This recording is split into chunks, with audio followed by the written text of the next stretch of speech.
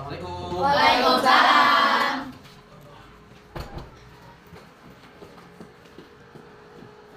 Oke, bagaimana anak sehat hari ini? Sehat. Ada yang nggak masuk hari ini? Gak ada. Nggak ada? Gak ada. Semuanya masuk ya? Ya. Semuanya masuk, alhamdulillah. Coba Bapak cek satu-satu ya. Coba. Rizky Zulfathan. Hadir. Kemudian Muhammad Chandra Sofian. Hadir.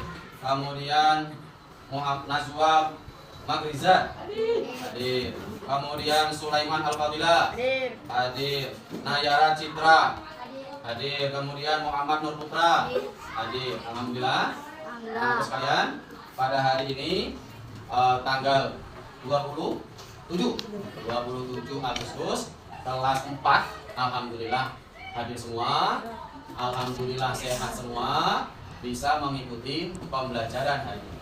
Mudah-mudahan kita selalu diberikan kesehatan oleh Allah untuk selalu beraktivitas, untuk selalu belajar, untuk mencari ilmu. Ayo, siapa yang mau mimpin doa? Ya sini, pintar maju ke depan. Silakan sini. Kita berdoa dulu ya.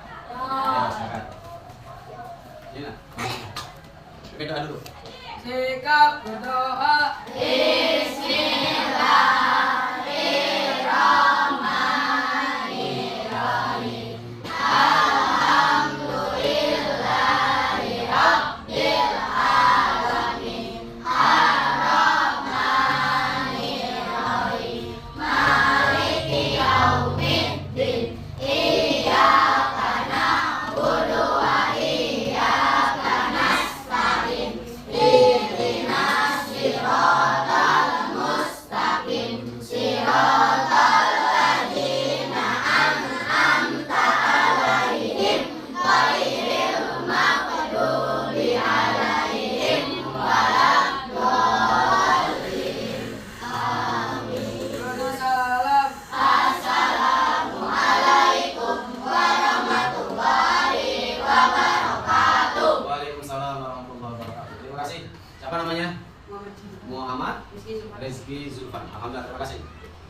Oke, anak-anakku sekalian, barusan tadi kita mulai pembelajaran hari ini dengan berdoa. Alhamdulillahnya di pembukaannya dengan menggunakan apa? Membaca surah Al-Fatihah. Sudah mungkin barangkali sudah kita ketahui bahwa yang namanya surah Al-Fatihah itu adalah sebagai surah pembuka karena Fatihah. Surat Al-Fatihah artinya adalah pembuka. Nah, salah satu manfaatnya kita membaca surah Al-Fatihah, kita bermaksud supaya pembelajaran kita, pikiran kita, hati kita dibuka oleh Allah Subhanahu wa taala. Allah berikan kemudahan, ya. Allah berikan hidayah buat kita. Yang tadinya kita lagi suntuk, baca Al-Qur'an jadi enggak suntuk. Ya, kemudian yang tadinya mukanya kusut, pikirannya kusut, setelah baca Al-Quran kita menjadi seger lagi. Nah, itu adalah salah satu manfaat kita membaca Al-Quran. Nah, bukan cuma itu. Mudah-mudahan dengan barokah kita selalu membaca surah Al-Fatihah, Allah bukakan pintu surga selebar-lebarnya untuk kita. Amin ya Allah ya Rabbal alamin. Nah, maka oleh sebab itu anak-anakku harus semangat. Ya, harus semangat ketika kita ngaji, semangat ketika belajar, semangat kita beribadah. Itu adalah tujuannya adalah apa? Supaya kita mendapatkan ridhonya Allah, sehingga kita akan mendapatkan surganya Allah. Oke, anak-anakku sekalian yang Bapak banggakan, sebelum Bapak mulai lagi, ayo supaya kita tambah semangat. Hari ini udah siang. Bisa tepuk semangat? Bisa? Bisa tepuk semangat? Tepuk semangat.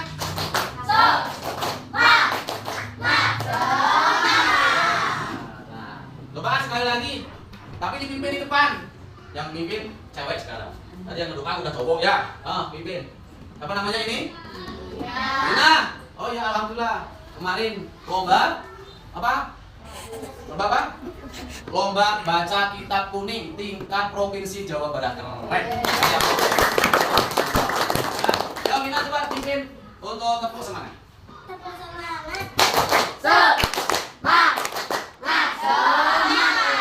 Terima kasih Lina. Alhamdulillah. Oke, anak-anak sekalian, untuk hari ini kita akan belajar tentang Al-Quran hadis. Yaitu Al-Qurannya adalah surah At-Tin dan hadisnya itu tentang hubungan silaturahmi. Barangkali anak-anakku yang hebat udah hafal kan ya? Surah At-Tin hafal nggak? Sudah hafal belum? Sudah hafal? Surah At-Tin? Sudah hafal belum? Sudah ya? Coba sebelum kita membaca surah At-Tin, coba anak-anakku, surah At-Tin ini adalah termasuk surah urutan yang ke-95 di dalam Al-Quran. Al-Quran surahnya ada berapa? Ada berapa? Ada 114 surah. Ada yang tahu nggak ayatnya ada berapa? Ayatnya ada berapa? 8, pinter. Jadi surah At-Tin itu adalah surah yang urutannya ada urutan 95 yang ada dalam Al-Quran, yang jumlah suratnya ada 114 surat, ayatnya ada 8, diturunkan di kota Makkah. Kalau diturunkan di kota Makkah dinamakan golongan surah apa? Makkiyah.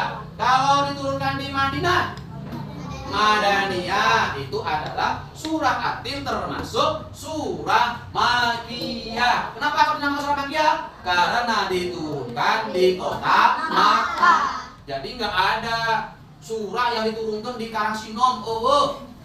Nggak ada. Ada surah At-Tin.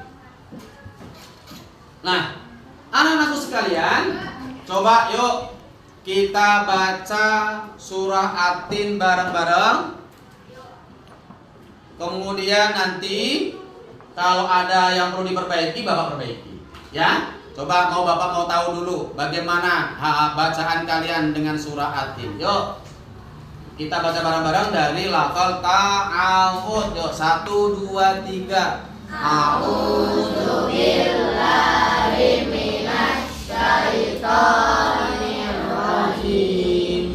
Bismillahirrahmanirrahim.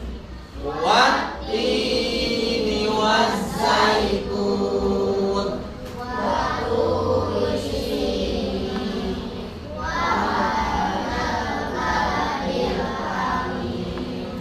laqad khalaqna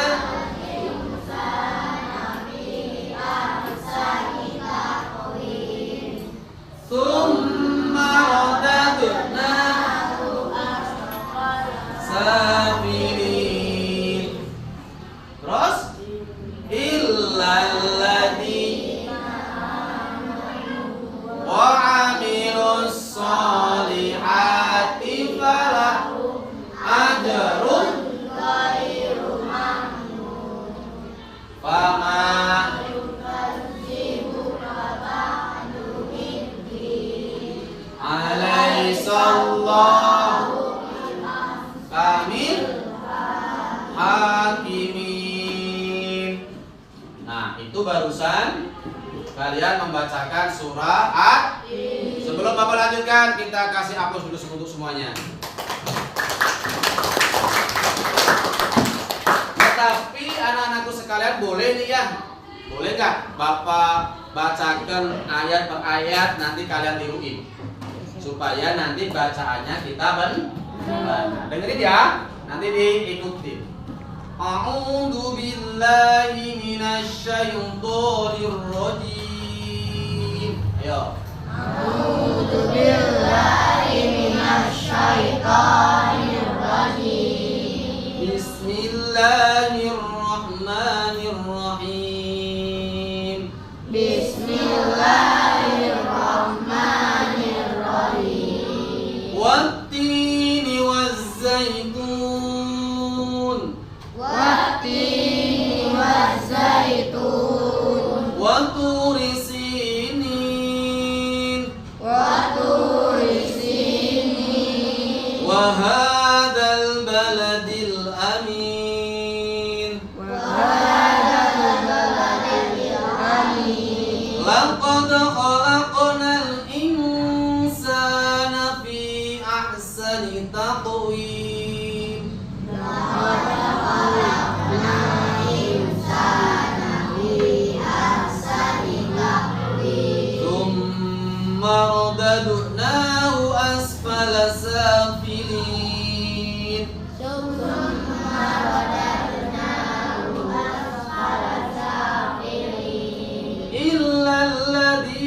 amanu wa 'amilus sholihati falahum ajrun ghairu mamnun.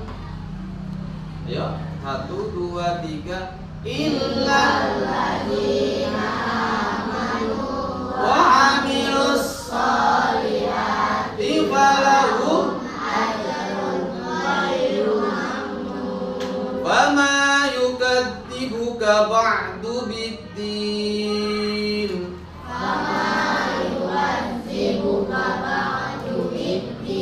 Alaihissallahu biahkamil hakimin. Alaihissallahu biahkamil hakimin. Sadaqallahul azim. Sadaqallahul azim. Anak-anak hebat, demikianlah ini tadi bacaan surah At-Tin. Jadi itu bacaan surah At-Tin. Nah, anak-anakku, dari surah At-Tin itu kan semuanya kan tulisannya Arab ya. Kita supaya mengetahui apa sih isinya surah At-Tin itu adalah kita harus membaca terjemahan dari surah At-Tin. Wat-tini waz-zaitun. Di sini Allah bersumpah terhadap makhluknya, menggunakan sumpah atas nama makhluknya, yaitu adalah buah tin dan buah zaitun. Ya, pernah melihat buah tinnya? Pernah buat zaitun? Pernah ya? Buah tin atau buah dan buah zaitun itu enak, banyak manfaatnya ya. Untuk kecantikan bisa, untuk apa? Untuk kesehatan bisa, itu buah tin. Jadi buah tin itu banyak manfaatnya. Waturi sinin Waturi sinin dan demi Gunung Sinai. Gunung Sinai. Wahadal baladil amin. Dan demi negeri ini atau negeri Mekah yang aman. Maka yang namanya Mekah itu insya Allah sampai akhir zaman pun insya Allah aman. Bahkan ada sebuah riwayat yang diajarkan kepada kita bahwa ada 2 tempat di mana besok pada akhir zaman itu tidak bisa diinjek ku Dajjal. Jadi Dajjal itu nggak bisa masuk ke 2 kota ini, 2 daerah ini, yaitu adalah Mekah dan Madinah. Jadi makanya Mekah itu dinamakan negeri yang aman. Kemudian yang ayat selanjutnya, sesungguhnya kami telah menciptakan manusia dalam bentuk yang sebaik-baiknya. Jadi Allah menciptakan manusia itu bentuknya sempurna. Kalau dibandingkan dengan makhluk yang lain mah, benar gak?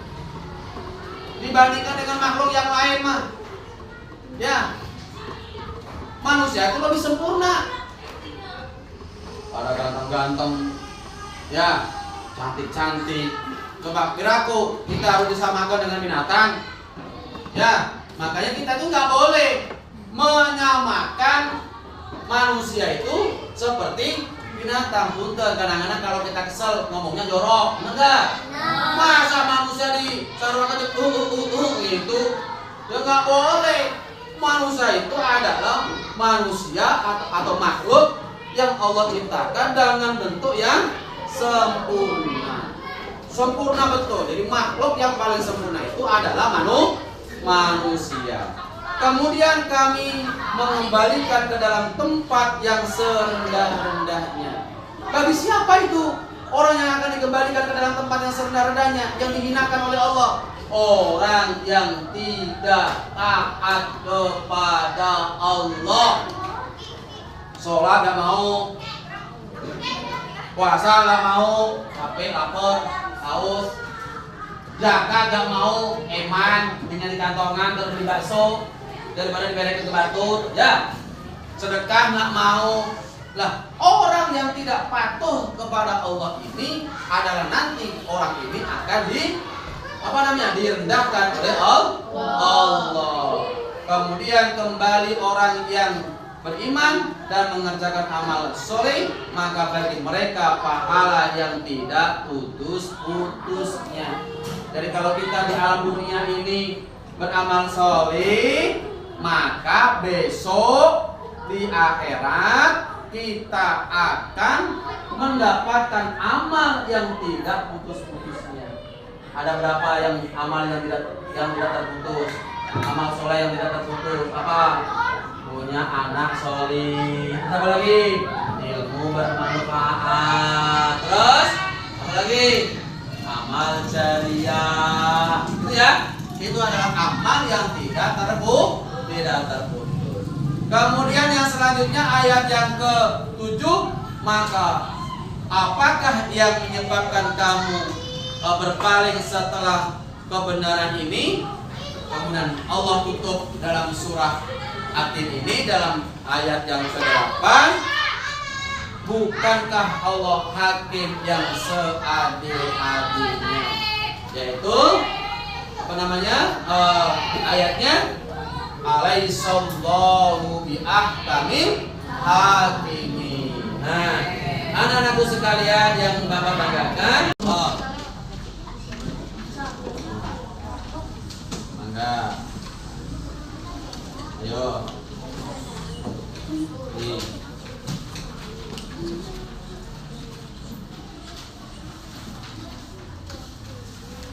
Mana lagi yang belum?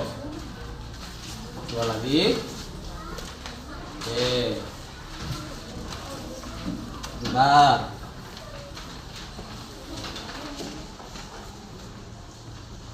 Muridnya berapa? Cukup enggak? Lebih? Oh, lebih. Ini. Mana? Udah ini. Nah ini. Ini. Nah, kegiatannya adalah coba kalian tulis dulu. Tulis namanya siapa? Wina. Kelasnya kelas 4. Nama lengkap ya? Nama lengkap. Kelas 4. Tanggal berapa sekarang? Tanggal 27 Agustus. Nah, terus langkah selanjutnya coba kalian hafalkan surah At-Tin. Nanti disimak dengan teman depannya. Umpama Wina, setelah Wina dihafalkan disimak ku Rere. Nah, Wina selesai ngapalkan, gantian Rere disimak ku Wina. Paham? Sampai di sini paham? Silakan yuk dihafalkan dulu. Coba mau Bapak simak, Bapak talan. Siapa yang kira-kira hafal? Oh ya, Wina, apa lagi? Oke, gantian ya. Ayo satu-satu. Si Wina dulu. Mangga Neng. Sini. Surah At-Tin.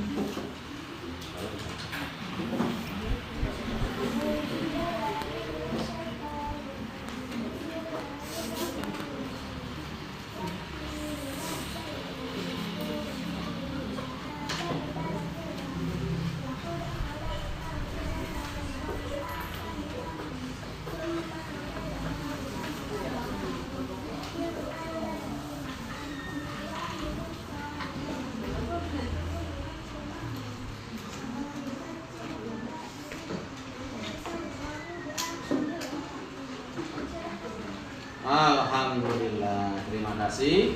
Bacaan Wina bagus, hafalannya bagus. Ini juga tulisannya juga bagus. Bapak kasih nilai sempurna. Oke, anak-anakku sekalian, untuk yang selanjutnya kita akan refleksi. Tadi kita sudah ngapal tuh, sudah nulis, sudah ini, butuh direfleks. Butuh sedikit kita agak merenung, ya. Sedikit kita akan merenung. Kalian coba berdiam diri sambil merenung, meresapin apa yang Bapak sampaikan. Bapak yang baca, ya. Anak-anakku sekalian, refleksi pembelajaran surah At-Tin dan hadis tentang silaturahmi. Refleksi terhadap surat At-Tin. Makna dan pesan utama dari surat At-Tin mengandung pesan penting mengenai penciptaan manusia dan konsekuensi dari amal perbuatan. Dalam surah ini Allah bersumpah dengan beberapa hal yang suci seperti buah tin, buah zaitun, gunung Sinai, dan kota Mekah untuk menekankan betapa pentingnya penciptaan dan tempat-tempat tersebut. Pesan utama di dalam surah ini adalah bahwa manusia diciptakan dalam bentuk yang terbaik, namun mereka akan menjadi serendah-rendahnya kecuali mereka yang beriman dan mengerjakan amal soleh. Ini menunjukkan bahwa pencapaian tertinggi manusia bukan hanya pada bentuk fisiknya saja, tetapi pada iman dan amal baiknya yang mereka lakukan di alam dunia. Kemudian aplikasi dalam kehidupan sehari-hari, surah At-Tin mengajarkan kita untuk selalu berusaha meningkatkan kualitas iman dan amal soleh kita. Dalam kehidupan sehari-hari kita perlu berfokus bagaimana meningkatkan ibadah kita, berbuat baik kepada orang lain, dan memastikan bahwa tindakan kita sesuai dengan ajaran Islam. Dengan mengikuti ajaran surah At-Tin, kita berusaha untuk menjadi pribadi yang lebih baik dan memperoleh pahala yang tidak ada putusnya. Kemudian yang selanjutnya, anak-anakku, refleksi terhadap hadis tentang silaturahmi, bahwa makna dan pentingnya silaturahmi. Hadis tentang silaturahmi menekankan betapa pentingnya menjaga hubungan baik dengan keluarga, menjaga hubungan baik dengan sesama. Rasulullah SAW menyebutkan bahwa menjaga silaturahmi adalah salah satu cara untuk memperluas rezeki dan memperpanjang umur. Selain itu, memutuskan silaturahmi merupakan tindakan yang sangat dilarang dalam Islam, dan tidak akan masuk surga orang yang memutuskan hubungan silaturahmi. Orang yang memutuskan hubungan dengan keluarga, orang itu tidak akan dimasukkan ke dalam surganya Allah Subhanahu wa ta'ala.